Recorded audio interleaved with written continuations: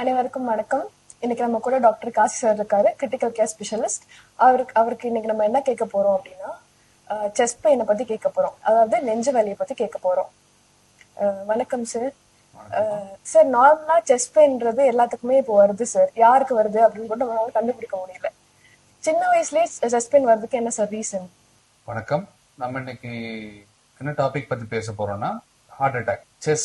Chest pain வர காரணம் என்ன, ஹார்ட் அட்டாக் வந்தா நம்ம என்ன பண்ணணும், ரெண்டாவது கோல்டன் பீரியட்னா என்ன, நம்ம ஹார்ட் அட்டாக்ல இருந்து ப்ரிவென்ட் பண்றது எப்படி, இதை பத்தி நம்ம இன்னைக்கு பார்ப்போம்.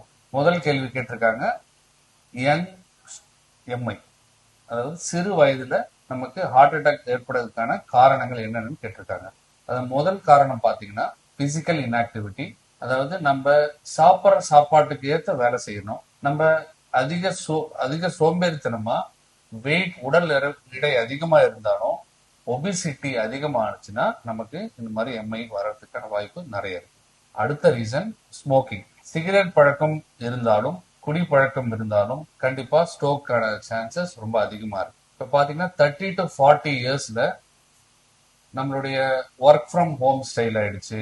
இதனால இப்ப வர வர ஜென்ரேஷன்ஸ்ல எம்ஐயும் ஸ்ட்ரோக்கும் ரெண்டுமே ரொம்ப அதிகமான யங்கர் ஜென்ரேஷன்ஸ்ல வந்துட்டு இருக்கு. அடுத்து ஹைப்பர் கொலஸ்ட்ரால், அதிக ஃபேட் இன்டேக்கான பொருட்கள் எடுத்தாலும், கொலஸ்ட்ரால் அதிகமா இருக்கிற பொருட்கள் எடுத்தாலும் நமக்கு உடல் பருமன் அதிகமாயிடும், ஒபிசிட்டி அதிகமாகும். அப்போ ஸ்ட்ரோக்கான வர்றதுக்கான வாய்ப்பு இருக்கு. சில பேருக்கு ஸ்ட்ரெஸ் ரொம்ப அதிகமா இருந்தாலும் நமக்கு இது மாதிரி எம்ஐக்கான சான்சஸ் ரொம்ப அதிகம். வேலையில ஸ்ட்ரெஸ், 24 மணி நேரம் வேலை செய்யறாங்க, நைட்டு ஒழுங்கான தூக்கம் இல்லை, இது மாதிரி இருந்தாலும் நமக்கு ஹார்ட் அட்டாக்கான வாய்ப்பு ரொம்ப அதிகமாக இருக்கிறது. நிறைய போதை பழக்கம்கான வாய்ப்பும் இந்த யங் பாப்புலேஷன்ஸ்ல ரொம்ப அதிகம். கொக்கைன் யூஸ், இது மாதிரி நிறைய போதை பழக்கம் யூஸ் பண்ணாலும் நமக்கு இந்த ஹார்ட் அட்டாக்கான சான்சஸ் ரொம்ப அதிகமா இருக்கு. டயபெட்டிஸ் யங்கர் ஏஜ்ல இப்ப வர காரணமா இருக்கு. அப்போ டயபெட்டிஸ் யங் ஏஜ்ல வரும்போதும் ஜெனட்டிக் ஃபேக்டர் நிறைய ப்ரீடிஸ்போசிங்கா இருக்கும் போதும் நமக்கு ஹார்ட் அட்டாக்கான வர்றதுக்கான வாய்ப்பு ரொம்ப அதிகமா இருக்கு.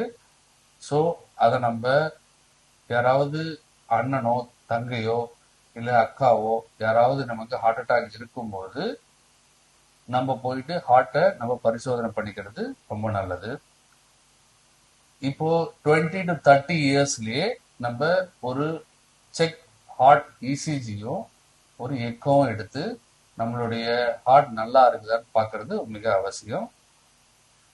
இப்ப பாத்தீங்கன்னா இப்ப ரீசெண்டா வர கம்மிங் ஜெனரேஷன்ஸ் என்ன நடக்குதுன்னா, மார்னிங் 6 மணிக்கு நான்வெஜ் ரொம்ப பிரியர்கள் அதிகமாயிட்டாங்க. இப்ப பாத்தீங்கன்னா சில இடத்துல 24 மணி நேரம் பிரியாணி கடை இருக்குது, அதை நம்ம நிறைய உட்கொள்றோம். Physical inactivity, work from home ஸ்டைல்ல இருக்கிறோம். அதனால ஹார்ட் அட்டாக்கான சான்சஸ் ரொம்ப அதிகமா இருக்கு. அதையும் நம்ம மாற்றி ஆகணும். தேங்க்யூ சார், நல்லா ஆன்சர் சொன்னீங்க சார். செகண்ட் கேள்வி என்னன்னா, இப்போ எனக்கு தெரிஞ்சவங்க ஒருத்தவங்க இருக்காங்க சார். கார்ல போயிட்டு இருந்தாங்க, திடீர்னு நெஞ்சு எரியற மாதிரி இருக்கு, அதுக்கப்புறம் கை வலிக்கிற மாதிரி இருக்கு அப்படின்னு சொல்லிட்டு ஒரு PAN40 ஜெல் சிலிண்டர் டேப்லெட் வாங்கி போட்டாங்க சார். வாங்கி போட்ட உடனே கொஞ்சம் சரியான மாதிரி இருந்துச்சு. அதுக்கப்புறம் போக போக இன்னும் அதிகமாயி ஆக்சிடென்டே ஆயிடுச்சு சார். அவங்களுக்கு என்ன காரணம் என்னன்னு தெரியல சார். அதுக்கப்புறம் போய் கேட்கும் போது மாரடைப்பு வந்துருச்சு அப்படின்னு சொல்றாங்க சார். அது ஏன் சார்? நல்ல கேள்வி. ஹார்ட் அட்டாக்கான அறிகுறி என்னென்ன, மாரடைப்பு வரும்போது நம்ம வேற என்னென்ன தொந்தரவுகள் இருக்கும், அதை நம்ம எப்படி கண்டுபிடிக்கிறதுன்னு கேட்டுருக்கீங்க. சில பேர் ஸ்ட்ரெயிட்டா எனக்கு நெஞ்சு வலி இருக்கு, எனக்கு ஹார்ட் அட்டாக் இருக்குன்னு யாரும் சொல்ல மாட்டாங்க. 10% மக்கள் மட்டும்தான் சரியான நெஞ்சு வலின்னு சொல்லுவாங்க. மீதி எல்லாருமே இதர தொந்தரவுகளை சொல்லுவாங்க. சில பேரு லெப்ட் சைட் ஷோல்டர் பெயின் வலி இருக்கு, தாட வலி இருக்கிறது, சில பேர் முதுகுல வலி இருக்கு, சில பேர் பிளாட்டா படுக்கும் போது மூச்சு வாங்குறது இருந்தாலும் நமக்கு ஹார்ட் அட்டாக்கான அறிகுறியா இருக்கிறதுக்கு வாய்ப்பு நிறைய இருக்கு. நிறைய கை குடைச்சல் இருக்கு, பின்பக்கம் முதுகு ரொம்ப வலி இருக்கிறது. சில பேருக்கு செர்விக்கல் கழுத்து பகுதியில எனக்கு வலி நிறைய இருக்கு. பல்லு வலி கூட சில பேருக்கு பல்லு வலி அதிகமா இருக்குன்னு சொல்லுவாங்க. பல்லுல எந்த சொத்தையும் இருக்காது, ஆனா பல்லு வலி கூட இருக்கிறதுக்கு இருக்கு அப்படின்னு டென்டல் டாக்டர் கிட்ட போவாங்க. டென்டல் டாக்டர் அங்கிருந்து ரெஃபர் பண்ணுவாரு. இசிஜி எடுக்கிறதுக்கு. அது கூட நிறைய நடக்குது. ஸோ செஸ்ட் நெஞ்சு வலி மாரடைப்பு என்பது, மாரடைப்புன்னு சொல்றது ஒரு 10 பேர் தான், நெஞ்சு வலின்னு சொல்றது ஒரு 10% தான். மீதி இதர தொந்தரவுகள், வேர்த்து கொட்டும், உட்காந்துட்டு ஃபேன்ல தான் உட்காந்துட்டு இருப்பாங்க, அப்ப வேர்த்து கொட்டல் அதிகமா இருக்குது அப்படின்னா நம்ம அதை அலட்சியப்படுத்தக்கூடாது.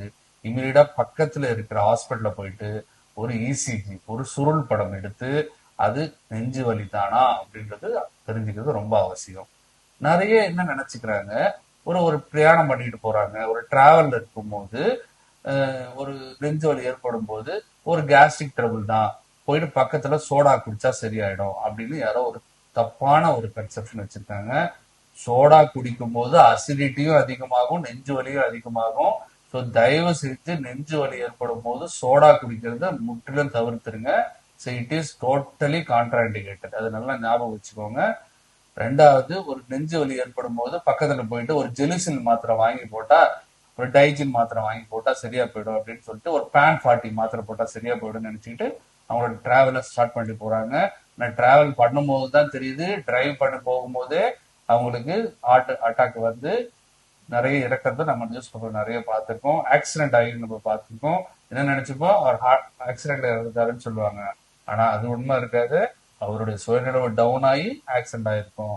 ஹார்ட் மாரடைப்பால அவர் உயிர் இறந்திருப்பாரு. அதுக்கப்புறம் ஒரு ஆக்சிடென்ட் ஆயிருக்கும்.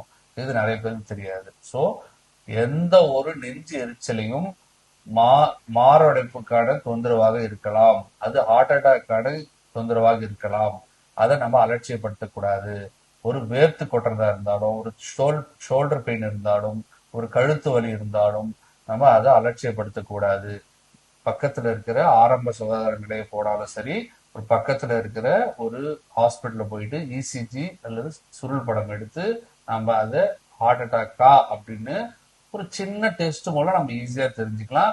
அதை அலட்சியப்படுத்தினீங்கன்னா உயிரிழப்புக்கான ஆபத்து நிறைய இருக்கு. Thank you sir. மூணாவது கேள்வி என்னன்னா, இப்போ ஒர்க் ஃப்ரம் ஹோம், இப்போ வந்து பிசிக்கல் ஆக்டிவிட்டி பண்ண சொன்னீங்கல்ல சார், இப்போ வந்து நிறைய பேர் ஒர்க் ஃப்ரம் ஹோம் தான் பண்றாங்க. லைஃப் ஸ்டைல நிறைய மாறிடுச்சு. மேக்ஸிமம் ஐடி ஃபீல்ட் தான் ஒர்க் பண்றாங்க சார். இப்போ அவங்க எல்லாம் ஹார்ட் அட்டாக், அவங்க தான் சார் நிறைய ஹார்ட் அட்டாக் வர மாதிரி சொல்லிக்கிறாங்க. ஆனா இப்போ உண்மையா அதான் ரீசனா, இல்ல அவங்க என்னென்ன சார் பண்ணணும்? இப்ப ஹார்ட் அட்டாக் வராம இருக்கிறதுக்கு அவங்க என்ன சார் பண்ணணும்? கண்டிப்பா. ஸோ நம்ம இப்போ யங்கர் ஜெனரேஷன் ஸ்ட்ரோக் பத்தி நம்ம இன்னைக்கு பார்த்துட்டு இருக்கோம். அதை எப்படி ப்ரிவென்ட் பண்றது அப்படின்னு கேட்டிருக்கீங்க. ஸோ இப்போ நிறைய ஒர்க் ஃப்ரம் ஹோம் ஸ்டைல் இருக்கிறாங்க இப்போ. ஸோ அதை எப்படி ஹார்ட் அட்டாக் வராம தவிர்ப்பதுன்றத கேட்டிருக்கீங்க. முதல், பிசிக்கல் இன்ஆக்டிவிட்டி இருக்கக்கூடாதுமா. பிசிக்கல் இன்ஆக்டிவிட்டினா நம்மளுடைய சாப்பிட்ட சாப்பாடு செரிமானம் ஆகிற அளவுக்கு நம்ம வேலை செய்ய வேண்டும். பிட்வீன் கேப்ஸ் 30 மினிட்ஸ் இன்டர்வல்ல நம்ம நடந்து ஒரு ஒரு ஒரு ஷார்ட் டிஸ்டன்ஸ் நடந்து வந்துட்டு நம்ம வேலையை தொடர்றது ரொம்ப முக்கியம். தொடர் ஒரு 5 மணி நேரம் 6 மணி நேரம் தொடர் வேலை கண்டிப்பா ஸ்ட்ரெஸ் ஆயிடும். ரெண்டாவது, வெயிட்டும் இன்க்ரீஸ் ஆகும். செடென்டரி லைஃப் ஸ்டைல் இருக்கும்போது நமக்கு தொந்தரவுகள், ஒபிசிட்டி அதிகமான வாய்ப்பு நிறைய இருக்கு. அடுத்து, ஃபுட் கண்ட்ரோல் ரொம்ப அவசியம். உணவு பழக்கம், நம்ம டிரான்ஸ் ஃபேட்னு சொல்லக்கூடிய கொழுப்பு சக்தியும் கொலஸ்ட்ரால் சக்தியும் கம்மியா இருக்கிற உணவு உட்கொள்வது ரொம்ப அவசியம். நம்ம ஒர்க் ஃப்ரம் ஹோம் ஸ்டைல் இருக்கும்போது நம்ம மூமெண்ட், நம்மளோட பவல் மூமெண்ட் எல்லாம் ரொம்ப கம்மியா இருக்கும். அப்போ ஃபைபர் கண்டென்ட் அதிகமாக எடுத்துக்கொண்டால் நம்ம அந்த அப்சார்ப்ஷன், ஃபேட்டோட அப்சார்ப்ஷன் குறையும். அப்போ அந்த டைம்ல நமக்கு அந்த கொலஸ்ட்ரால் ஹார்ட் அட்டாக் வர்றதை நம்ம தவிர்க்கலாம். குறைந்த தூக்கத்துல, அதுவும் இந்த தூக்கத்தில் நடுவுல வந்து நிறைய பேர் இந்த போன் டிஸ்டர்பன்ஸ்ல நிறைய எழுந்து எழுந்து எழுந்து போனை பார்த்துக்கிட்டு நம்ம நிறைய டைம் வேஸ்ட் பண்றோம். அது போது நம்மளுடைய டீப் ஸ்லீப் போகாமலே இருந்துரும். அதனால நமக்கு மாரடைப்புக்கான வர்றதுக்கான வாய்ப்பு ரொம்ப அதிகமா இருக்கு. ஸோ குறைந்தபட்சம் 8 மணி நேரம் தூக்கம் மிக அவசியம். அதை நீங்க நம்ம பார்த்துக்கணும். அடுத்து, ஓஎஸ்ஏ என்று சொல்லக்கூடிய அப்ஸ்ட்ரக்டிவ் ஸ்லீப் ஆப்னியா. நிறைய பேர் தூங்கிட்டே இருப்பாங்க. தூங்கிட்டு இருக்கும்போது அதிக குரட்டையோட தூக்கம் வரும்போது அவங்களுக்கு டீப் ஸ்லீப் செல்ல மாட்டாங்க. இப்ப டீப் ஸ்லீப்ல இல்லை அப்படின்னா ஒரு மேலோட்டமான ஸ்லீப்ல இருக்கும்போது பகல்ல எழுந்த உடனே அவங்களுக்கு ஃப்ரெஷ்னஸ் கிடைக்காது. மதியம் டிவி பார்த்துட்டு இருக்கும் போதோ, ஒரு பஸ்ல போகும்போதோ, இல்ல பைக்ல போகும்போதோ அவங்களுக்கு கண் சோர்வு ஆக்சிடென்ட் ஆகுறதுக்கான வாய்ப்பு கூட இருக்குது. அது மாதிரி இருக்கும்போது ஓஎஸ்ஏவும் ஹார்ட் அட்டாக் வர்றதுக்கான ஒரு ஒரு அறிகுறி தான். ஸோ உங்களுக்கு குரட்டை அதிகமாக இருக்குது அப்படின்னா, ஒரு தூங்கும் போது நடுவுல எழுந்துக்கிறாரு, தூக்கம் டிஸ்டர்பன்ஸ் நிறைய இருக்கு அப்படின்னா, ஒரு பக்கத்துல இருக்கிற நுரையீரல் டாக்டரோ இல்லது பக்கத்துல இருக்கிற ஹார்ட் டாக்டரோ பார்த்து அந்த ஓஎஸ்ஏக்கான ட்ரீட்மெண்ட் எடுத்துக்கிறது ரொம்ப நல்லது. அடுத்தது ஒபிசிட்டி. காலையில் மாலை 2 வேளையிலும் நீங்கள் நடைபயிற்சி மேற்கொண்டால், நம்மளுடைய லைஃப் ஸ்டைல் மாடிஃபிகேஷன் பண்ணோம் அப்படின்னா கண்டிப்பா அந்த ஹார்ட் அட்டாக்ல இருந்து நம்ம மீண்டு வெளியே வரலாம். தேங்க்யூ சார், சூப்பரா ஆன்சர் சொன்னீங்க சார். நிறைய விஷயம் தெரிஞ்சுக்கிட்டோம். உங்களுக்கு செஸ்ட் பெயின்றது வந்து நிறைய கேள்வி இருக்கு சார். அது வந்து இன்னையோட முடிவு போறது இல்ல, நெக்ஸ்ட் எபிசோட்ல பார்க்கலாம்.